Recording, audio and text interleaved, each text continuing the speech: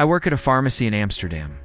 An American woman stormed in, slammed her prescription on the counter, and demanded I fill it right now. I explained we needed to verify it with her doctor for standard procedure in the Netherlands. She stared at me like I'd grown a second head. In America, I just hand it over and you fill it. That's how pharmacies work. Told her this wasn't America. She leaned in. Pharmacies are pharmacies. It's like saying McDonald's works different in France. I blinked. McDonald's does work different in France. She wasn't having it. That's impossible. McDonald's is McDonald's. I started to explain franchise variations, but she cut me off. Listen, I've traveled to Canada. I know how international businesses work. Canada shares a border with America. I processed her prescription anyway.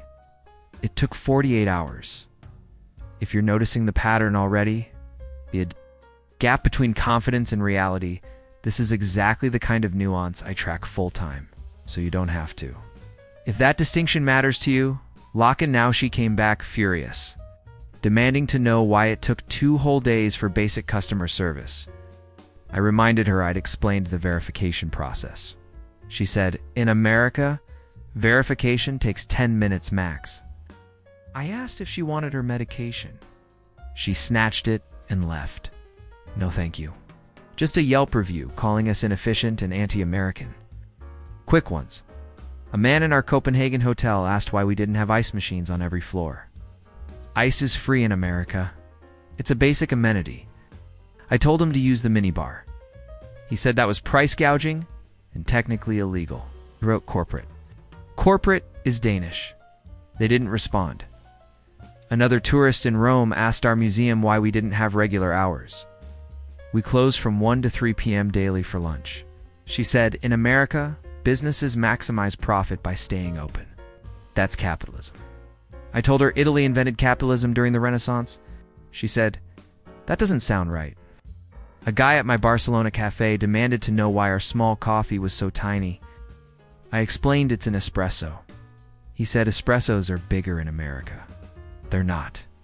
He insisted Starbucks serves real espresso and ours was a sample size. He paid for 3 espressos and combined them into 1 cup. Called it fixing the portion problem. These stories aren't rare. They happen daily. And they're all real. I manage a train station cafe in Munich. An American ordered coffee, grabbed 5 sugar packets, and walked out. I called after him. He hadn't paid. He spun around, genuinely confused. I ordered already, explained he needed to pay at the counter. He laughed. Buddy, I've been drinking coffee my whole life. You order, they make it, you leave. Sometimes you tip, sometimes you don't. I pointed at the payment terminal. He shook his head. This is why Europe's economy is struggling. Too many steps. In America, we streamline. Order, drink, go, efficiency. I told him Germany's economy was actually quite strong. He said, then why are you nickel-and-dim in coffee? In Seattle, coffee culture is respected. I reminded him this was Munich, not Seattle. He threw coins on the counter. They were American quarters. I handed them back. He looked offended. Money is money. I gave him the exchange rate. He paid with a credit card, muttering about unnecessary complications. He never came back for his quarters. They're still in my drawer. I drive a taxi in Oslo. A tourist got in, announced her destination, then pulled out her phone. When we arrived, she started getting out.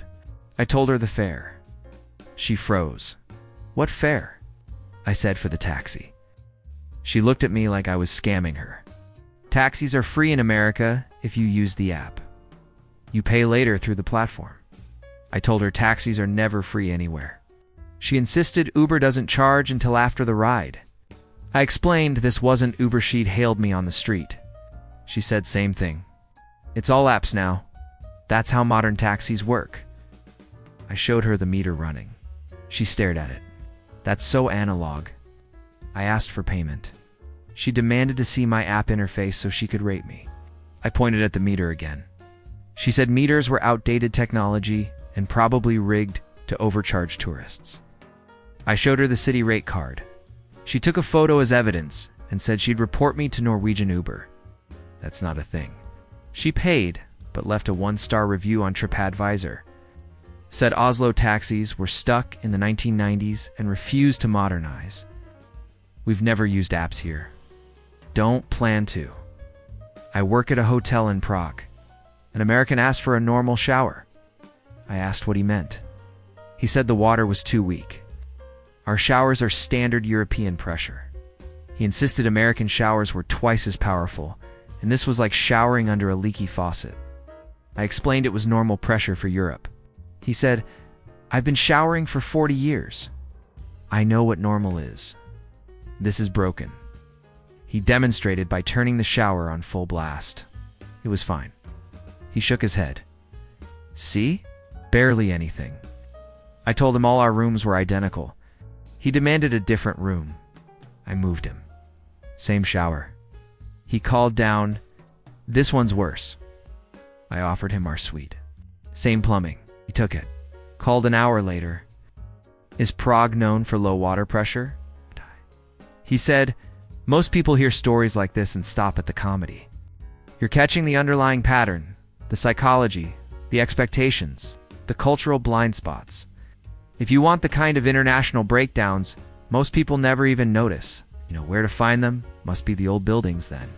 How old is this hotel? I told him it was built in 2015, long pause. Well, the pipes are probably European-sized. That's the issue. He checked out early. Left a review. Hotel doesn't understand basic water pressure. Maybe it's a Czech thing. It's not. It's a him thing. I run a bookstore in Dublin. An American asked where our American literature section was. I pointed to our international fiction area, which includes American authors. She scanned the shelf.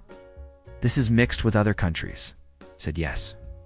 We organize by genre and author. She looked confused.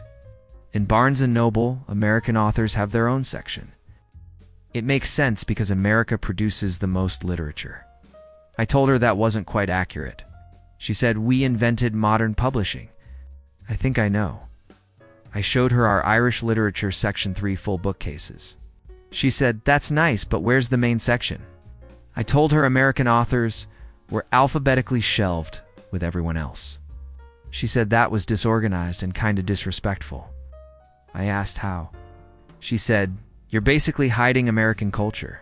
You have Hemingway, Fitzgerald, Morrison, Steinbeck prominently displayed. She left without buying anything. I bartended in Barcelona. An American ordered Spanish wine and asked for my recommendation. I suggested a Rioja. He stopped me. Is that the one from France? I said, no, Rioja is Spanish. He squinted. Pretty sure Rioja is French. I had it in Napa once. I told him Rioja is literally a region in Spain. I could show him on a map. He pulled out his phone and Googled it. Stared at the screen, then looked up. Well, it probably originated in France, and Spain copied it. That's how wine works historically. I asked if he wanted the Rioja or not. He said sure. I poured his glass. He tasted it, swished it around. This tastes Spanish. I said that's because it is Spanish. He shook his head. Tastes different from the Rioja I had in California. Maybe you got a bad batch, I told him. California Rioja isn't actually from Rioja, he said. Same grapes though, different grapes. Different soil. Different everything. He finished the glass and ordered another. This is growing on me. You should export this to America. I work airport customs in Tokyo. An American handed me his passport. I asked for his entry card. He said he didn't have one. I explained he needed to fill one out there handed out on the plane. He sighed deeply. I've been to 12 countries. Nobody else does this. I told him many countries require entry cards, including Japan. He said, that's not standard international protocol. You should update your system to match global standards. The first gave him a blank form. He glanced at it.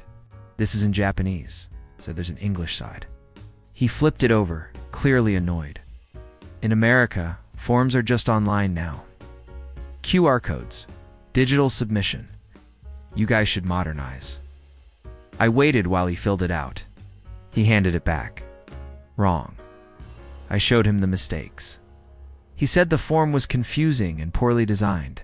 I gave him another. He filled it out wrong again. I walked him through it line by line. He said, "This would be so much easier with an app." We finally got it right. I stamped his passport. He said, "You're welcome," as he walked away. I never thanked him. He thanked himself, apparently, for completing required paperwork. I manage a boutique in Stockholm. An American tried on a jacket, liked it, and asked if we took Venmo. I said no card or cash. She pulled out her phone. "Everyone takes Venmo. I'll just send it to you right now," I explained. "We don't have Venmo in Sweden." She looked at me like I'd said we don't have electricity. "How do you pay people back for things?" I said cards mostly. Bank transfers for personal payments. She shook her head. "That's so inefficient. Venmo is instant. You just tap and send." I told her our card system is instant too. She insisted Venmo was better because it's social. You can add emojis and make it fun. I had no response to that. She asked if we had Cash App. We don't. Zelle. No. PayPal. For online orders only. She looked genuinely distressed. How does Sweden's economy function? I told her we're doing fine. She didn't buy the jacket. Left without it. 20 minutes later, she came back. "Can I just give you cash and you send yourself Venmo?" "I don't have Venmo." She left again. Wrote a Google review. "Store doesn't accept modern payment. Cash only. Very backward." We accept cards. We always have. Every customer uses cards. I work at a gym in Singapore. An American signed up for a month, then asked where the air conditioning controls were. I told him it's centrally controlled. He said, "I need it colder. It's way too hot in here." Our gym is 22 degrees Celsius standard temperature. He insisted American gyms are much colder, and this was unsafe workout conditions. I explained 22 degrees Celsius is optimal. He said, "I'm literally sweating." I told him that's normal during exercise. He looked at me like I was insane. Gyms should be cold so you don't overheat. That's basic science. I told him our temperature meets international fitness standards. He said, "Singapore's standards? Maybe. Not real standards." He brought a personal thermometer the next day. Showed me the reading. 22 degrees Celsius, he said. "See? Way too hot." I asked what temperature he wanted. He said like 65 degrees. That's 18 degrees Celsius. Freezing. He canceled his membership after a week. Said we had tropical gym culture and he needed serious fitness environment. We're one of the top-rated gyms in Singapore. I manage a car rental in Reykjavik. An American wanted to drive to Greenland. I told him that's impossible. Greenland is across the ocean. He pulled up his phone. "It's right there on the map. Near Iceland." I explained there's no bridge or tunnel. You need a flight or a boat. He zoomed in on Google Maps. "It looks close." I said, "It's 300 kilometers of open ocean." He asked if we had a ferry schedule. I told him ferries don't run to Greenland from Iceland. He said, "That seems like a missed business opportunity. In America, we'd build a bridge." I told him the ocean is too deep and turbulent. He wasn't convinced. We have long bridges in America. Golden Gate, Brooklyn Bridge. Those bridges are nothing compared to 300 kilometers of Arctic Ocean. He asked if I was sure there was no way to drive. I was sure. He rented a car anyway. Came back 2 days later. I drove to the coast. "You were right. I know. I work at a train ticket counter in Switzerland." An American asked for a ticket to Geneva? I asked from where. He said here. We were in Zurich. I gave him the price. He looked shocked. "That's expensive for a train." I told him it's a 2-hour journey across the country. He said in America, trains are way cheaper. Amtrak doesn't charge this much. Explained. Swiss trains are different, faster, more frequent, cleaner. He said, "Still, it's just a train." "How far is Geneva?" I told him 280 kilometers. He laughed. "That's nothing. That's like driving to the next state." Switzerland is smaller than many American states. He bought the ticket, still shaking his head. Came back after the trip. "That was actually a nice train." Told him Swiss trains are famous. He said, "Yeah, but the price is still crazy." Welcome to Switzerland. I work front desk at a medical clinic in Berlin. An American arrived 15 minutes late for his appointment. We'd given his slot away. He exploded. "I'm literally right here," explained. He'd missed his time. He said 15 minutes isn't late. That's fashionably late. That's normal, I told him in Germany. 15 minutes is very late. He laughed. Germans are supposed to be efficient and punctual. You're telling me you can't squeeze me in? That's ironic, said. The doctor was with another patient now. He leaned on the desk. In America, doctors run late all the time. It's expected. You wait in the lobby for 30, 40 minutes. Then they see you.